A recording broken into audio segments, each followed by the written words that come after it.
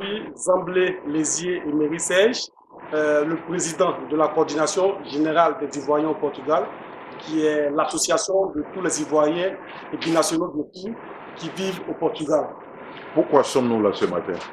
Là, une cérémonie de lancement de la foire internationale de l'artisanat de Lisbonne, qui est la foire annuelle qui réunit tous les artisans du monde entier.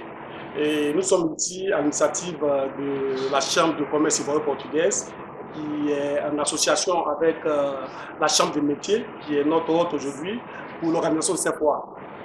D'accord. Est-ce que vous pouvez nous parler un peu de cette foire, le contenu? En fait, c'est une foire multidisciplinaire.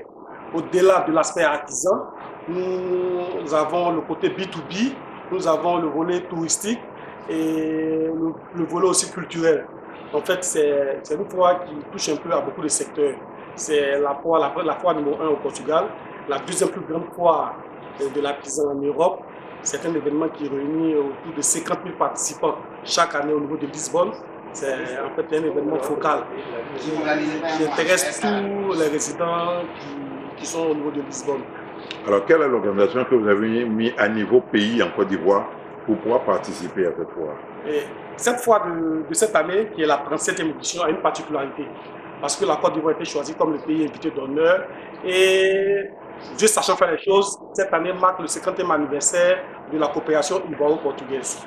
Et ce sont les deux événements mis ensemble qui font que nous sommes vraiment motivés et nous voulons attirer l'attention de tous les artisans au niveau de la Côte d'Ivoire pour pouvoir participer à cette foire. Quelles sont vos attentes au niveau de cette foire? Nos attentes, c'est d'abord au niveau de la mobilisation. Que les premiers concernés, qui sont les artisans, puissent se mobiliser, puissent se sentir concernés par cette opportunité que nous offrons. Et au-delà du Portugal, c'est tout le monde lusophone que nous voulons ouvrir à la Côte d'Ivoire. Voilà, hors de Côte d'Ivoire, Paris est la ville où il y a plus d'Ivoiriens. Mais l'Europe, c'est grand, le monde est grand. Donc nous voulons ouvrir un peu le Portugal, la Côte d'Ivoire et permettre à toutes les personnes qui désirent voir des horizons nouveaux, qui désirent saisir cette opportunité de venir à cette foire. Pour les opérateurs économiques en Côte d'Ivoire qui souhaitent participer à cette foire, quelles dispositions il faut prendre? Qu'est-ce qu'il faut faire? La première des choses, c'est d'abord s'inscrire. C'est d'abord s'inscrire et s'enregistrer et déterminer son secteur d'activité. Parce que comme je l'ai dit tantôt, on a le volet B2B. En fonction du secteur d'activité que l'investisseur ou l'opérateur économique l'a défini, nous allons chercher des partenaires.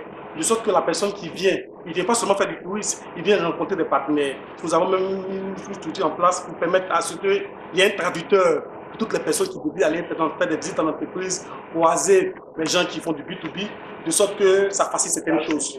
Donc c'est un peu l'idée. Où est-ce qu'on s'inscrit? Pour s'inscrire, il y a plusieurs canaux pour l'inscription. On peut s'inscrire au niveau de la chambre de métiers. On peut s'inscrire au niveau de la chambre de commerce ivoiro-portugaise qui est au Ballon de Plateau, ou on peut s'inscrire en ligne avec un certain nombre de personnes qu'on aura déterminées, on va laisser les numéros après sur le reportage, et au niveau aussi de Sokokava, qui est l'organisation des artisans au niveau de Trècheville. D'accord. Pour clore, est-ce que vous avez un appel à lancer? L'appel le plus évident que nous aimerions lancer, c'est que les artisans du nord au sud, les artisans de Côte d'Ivoire, de Mans jusqu'à Bonougou, de Odiéné jusqu'à Boisseau, puissent se sentir concernés par cet événement.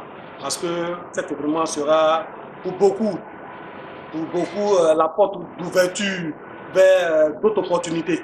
Il faudrait que ces différents acteurs-là puissent la saisir. Pour aussi les acteurs économiques, les artistes, voilà, pour dire que le Portugal, c'est un pays qui existe. Et le Portugal ouvre la porte cette année 2025 à la Côte d'Ivoire.